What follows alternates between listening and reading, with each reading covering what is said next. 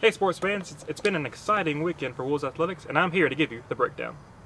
On Friday, the UWG soccer team hosted the West Florida Argonauts. The Wolves fought valiantly, but the potent offensive attack from the Argos proved to be too much for West Georgia as they lost 3-0. On Sunday, the Wolves had another Gulf South Conference clash when the West Alabama Tigers came to town. The game was a suspenseful thriller that came down to the wire. Finally, in the 81st minute, the Tigers would go on to score to take the lead and the eventual win. Solid game from goalkeeper Mary Laza, who had 7 saves on the afternoon. The Wolves now start a 7-game road trip on Wednesday as they travel to Lee for a 7 o'clock matchup. The UWG volleyball team faced the Lee University Flames on Saturday.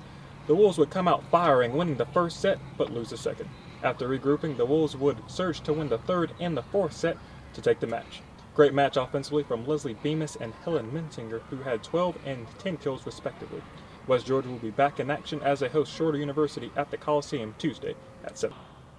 On Saturday, the UWG football team traveled to Rome to take on the Shorter Hawks. After trailing early in the first half, the Wolves would come back from behind to take the lead and the win. Great day for the rushing attack, led by Seth Hensley, who had a career-high 134 yards and a touchdown in the contest.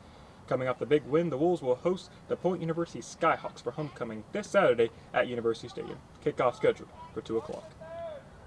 The win moves West Georgia to 3-1 on the season, making this the first time in recent years the Wolves have accomplished a feat. But this year is also special for another reason, as it also marks the end of an era.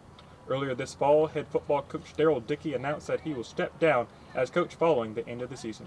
When asked about his expectations for his final season, Coach Dickey said, "Well, just for our kids to have the best experience that they can.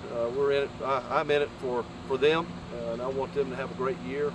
End on a real positive note, and I think they're certainly capable of doing that. It takes a lot of hard work, a lot of dedication, a lot of focus to be a good team and a championship caliber team in our conference. But our goal's always been to make the playoffs, and it'd sure be nice to get that one time." Dickey has coached the Wolves for 6 seasons. And that's the sports for this week's West Georgia. We'll be back in a bit after the break.